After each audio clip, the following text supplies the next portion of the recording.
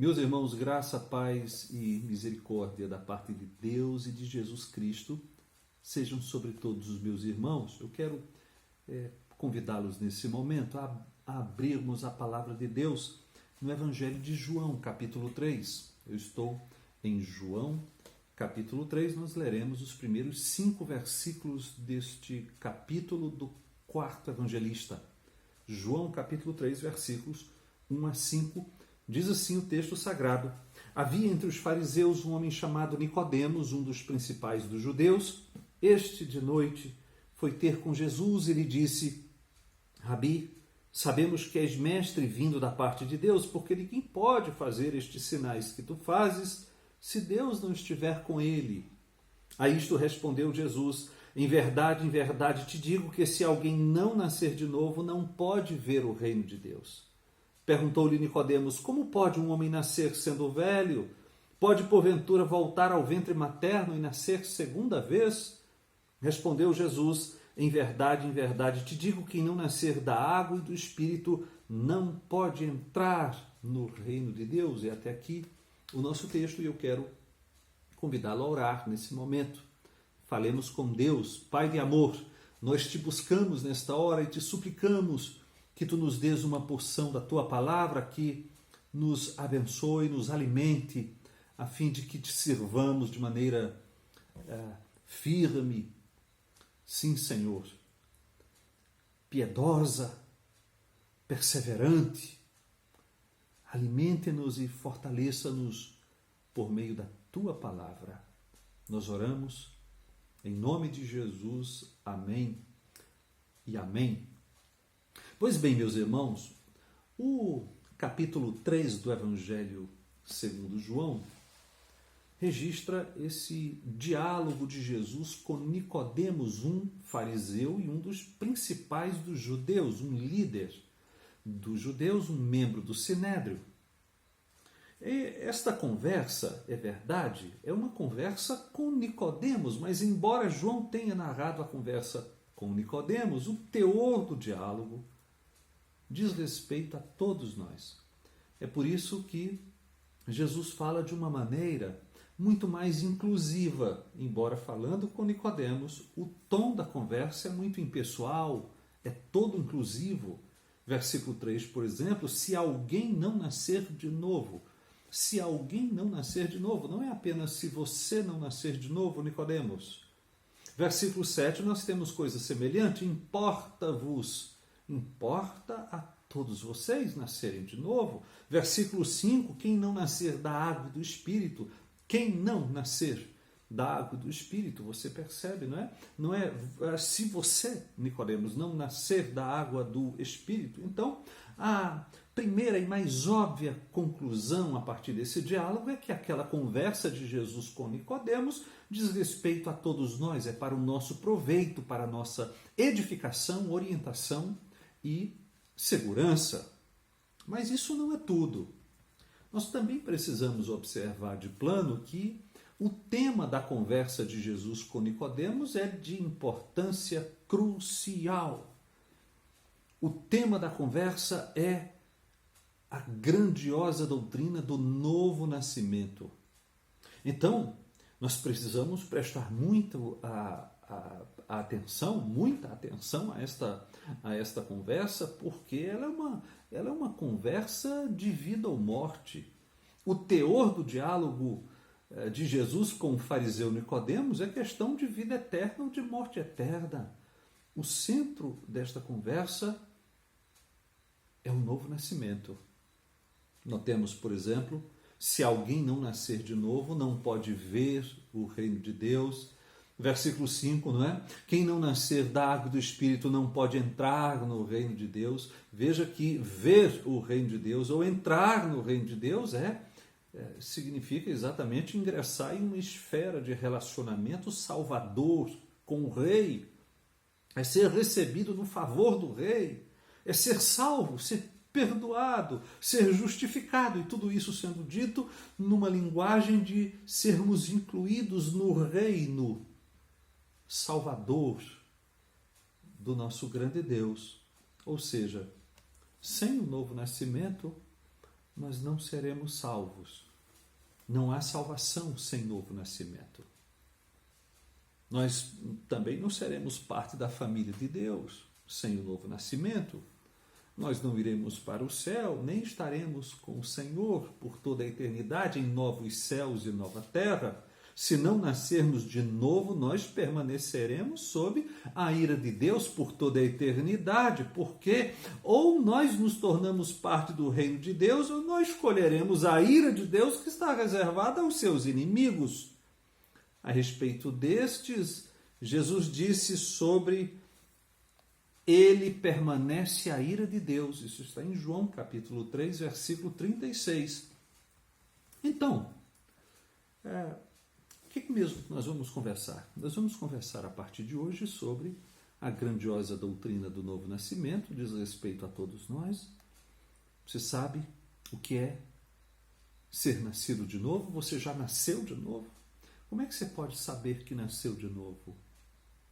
Bom, para nós limparmos o terreno e falarmos a título de introdução, nós vamos falar tecendo algumas considerações negativas. Nós vamos, digamos, considerar negativamente o tema do novo nascimento a fim de limparmos o terreno e evitarmos más compreensões. Então, eu quero responder a seguinte pergunta hoje: o que o novo nascimento não é? O que o novo nascimento não é? Antes de nós falarmos sobre o que era o novo nascimento, nós vamos limpar o terreno e considerar o tema negativamente, respondendo a seguinte pergunta: o que o novo nascimento não é? Em primeiro lugar, o novo nascimento não é a obtenção de um novo sistema religioso. Pense comigo, Nicodemos era um fariseu, um homem rigorosamente religioso, um dos principais dos líderes religiosos dos judeus, um membro do Sinédrio. Não faltavam a Nicodemos, portanto, religião como sistema, estudo, disciplina e reconhecimento público a partir de todos aqueles privilégios. Mas Jesus lhe disse claramente: importa-vos nascer de novo, isso está no versículo 7, porque o que Nicodemos realmente precisava era de uma vida nova. Nicodemos precisava de uma vida nova. Isso porque, mesmo de posse de um sistema religioso, Nicodemos estava espiritualmente morto. Ele precisava de vida mais do que de atividades ou do que zelo religiosos. E é exatamente isso que o novo nascimento faz. O novo nascimento faz surgir a nova vida, cria a nova vida. Então, em primeiro lugar, saibamos disso: o novo nascimento não é a obtenção de um novo sistema religioso, embora isto possa eventualmente acontecer. Mas vamos por partes. Primeiro, crentes nominais, filhos de crentes, pessoas que cresceram no ambiente de uma igreja evangélica, gente adaptada à confissão cristã, reformada ou evangélica ortodoxa, muitas vezes experimentam um novo nascimento muito tardiamente, após um longo período de contato com a igreja. Quando essas pessoas nascem de novo, elas sabem, naturalmente, que lhes ocorreu uma mudança fundamental na direção mais básica da vida, mas isso não implica em mudança de religião, mas vivência de coração da fé que já professavam. Agora, por outro lado, o novo nascimento, porque redireciona a pessoa regenerada à palavra de Deus, pode, sim, eventualmente provocar mudança de religião. O nascido de novo é conduzido pelo Espírito a confessar a religião da Escritura. E a pessoa assim agraciada tenderá a buscar outras pessoas que compartem daquilo que se tornou a grande alegria da sua existência. Quando o novo nascimento ocorre, mais que uma tradição religiosa, aquilo que realmente ganha importância é a vida que deve ser vivida para Deus. De todo modo, permanece o fato de que novo nascimento não é a obtenção de um novo sistema religioso, embora isto possa ocorrer em consequência, eventualmente. Em segundo lugar, O novo nascimento não é a mera percepção do caráter divino, do ministério de um operador de milagres. Eu quero que vocês observem no texto que lemos que Nicodemos atestou que no ministério de Jesus havia atividade divina genuína. Nicodemos disse: Rabi, sabemos que és mestre vindo da parte de Deus, porque ninguém pode fazer estes sinais que tu fazes se Deus não estiver com ele. João capítulo 3, versículo 2. Mas qual foi a reação de Jesus a essa percepção de Nicodemos? Não foi uma coisa do tipo: oh, como seria bom se todos concluíssem como você, ou algo do tipo: que conclusão fundamental. Não foi nada disso. A resposta de Jesus foi mais semelhante a uma coisa assim: veja bem, Nicodemos, não é essa a conclusão que ele fará ver ou entrar no reino de Deus. O que você precisa mesmo é nascer de novo. Com efeito, meus irmãos, mesmo os não salvos podem encantar-se com sinais, com maravilhas e com prodígios e dar crédito a um operador de milagres. As multidões têm feito isso aos borbotões. A velha natureza humana também se deslumbra com milagres, e essa mesma natureza caída é propensa a acreditar que aquele que realiza milagres vem de Deus. Aliás, essa é a razão pela qual os falsos profetas tanto conquistam seguidores. Notemos, por exemplo, as seguintes palavras de Jesus que estão em Mateus capítulo 24, versículos 23 e 24. Então, se alguém vos disser: eis aqui o Cristo, ou ei-lo ali, não acrediteis, porque surgirão falsos cristos e falsos profetas operando grandes sinais e prodígios para enganar, se possível, os próprios eleitos. Segundo o apóstolo Paulo, o não acolhimento da verdade abre as portas para o erro religioso, que é ratificado por prodígios diabólicos. O apóstolo escreveu isso em 1 aos Tessalonicenses, capítulo 2, versículos 9 e 10. Ora, o aparecimento do iníquo é segundo a eficácia de Satanás, com todo poder e sinais e prodígios da mentira, e com todo engano de injustiça aos que perecem, porque não acolheram o amor da verdade para serem salvos. Pois bem, Nicodemos reconheceu o caráter sobrenatural do ministério de Jesus, mas isso pode não significar absolutamente nada. Até o diabo conhece a origem divina do Salvador Jesus Cristo. Você sabia disso?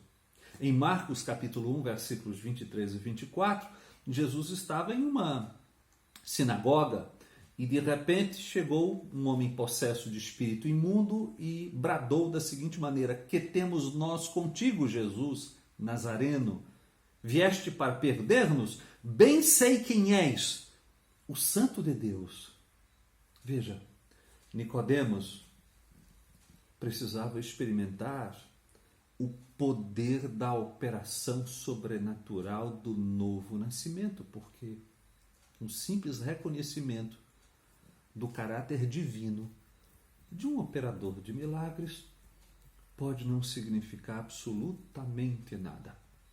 Em terceiro lugar, e por fim, eu preciso acrescentar para os meus irmãos que o novo nascimento não é o mero aperfeiçoamento ou a mera reforma da velha natureza. Novo nascimento não é mera reforma, e isso já deveria ficar muito evidente a partir da forma como a Escritura nomeia essa operação do Espírito, a experiência de nascer de novo ou nascer do alto, uma outra possível tradução da expressão de João capítulo 3, é também denominada de lavar regenerador e renovador do Espírito, em Tito capítulo 3, versículo 5, de concepção ou geração espiritual, Tiago 1, versículo 18, de regeneração, em 1 de Pedro 1, 3 e 23, de nova criação, em 2 de Coríntios capítulo 5, versículo 17, em nascer de Deus, 1 de João 4, 7, ressurreição espiritual e passar da morte para a vida, Efésios 2, 4 e 5 e 1 de João 3, 14. Todos esses termos apontam para uma operação que é necessariamente radical, dando a entender que algo totalmente novo deve surgir. Agora, por que a necessidade de uma operação assim, tão radical? Nós ainda vamos aprofundar essa pergunta adiante, mas por ora eu já preciso dizer aos meus irmãos que a queda da humanidade em pecado foi tão catastrófica que não sobrou nada que pudesse ser aproveitado, emendado ou remediado. O apóstolo escreveu em Romanos, capítulo 8, versículo 7, que o pendor da carne é inimizade contra Deus, pois não está sujeito à lei de Deus, nem mesmo pode estar. Note que, após a queda, tudo que sobrou não passa de ruína, de trapos imundos, de morte. Por isso, nada que seja menos radical que o novo nascimento reverte os efeitos do pecado. Nós carecemos então de uma natureza totalmente nova, do surgimento de um tipo novo de vida até então inexistente, formada em nós pelo Espírito Santo, que em nós, após regenerarmos, passa a habitar-nos. Então, a minha conclusão de hoje é que os meus irmãos já perceberam, eu acredito, a importância dos estudos, né, sobre o novo nascimento. O que nós vimos agora? Nós demos uma olhada de relance naquela conversa de Jesus com o fariseu Nicodemos. Nós ali percebemos que a conversa diz respeito a todos nós e que ela tem uma importância crucial. O teor da conversa é nascer de novo. Agora, nós vimos também que no novo nascimento, em primeiro lugar, não é a obtenção de um novo sistema religioso, embora isso pode acontecer. Porque, na verdade, o apego a uma tradição religiosa ele pode perder a importância frente àquilo que o novo nascimento opera no coração de uma pessoa.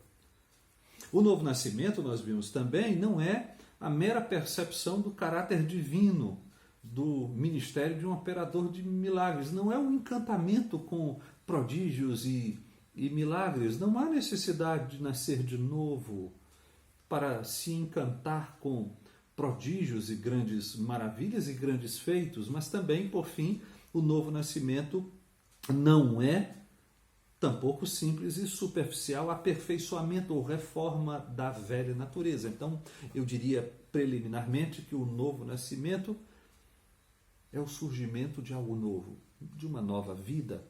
Mas é sobre isso que nós vamos tratar na próxima terça-feira. Eu espero que os meus irmãos continuem comigo, acompanhando os vídeos e que, quem sabe, aquelas pessoas, que não são membros da primeira igreja evangélica e congregacional de Caruaru, quem sabe elas também não me acompanham nesses estudos e, querendo Deus, não são também fortalecidas e orientadas por meio da palavra de Deus.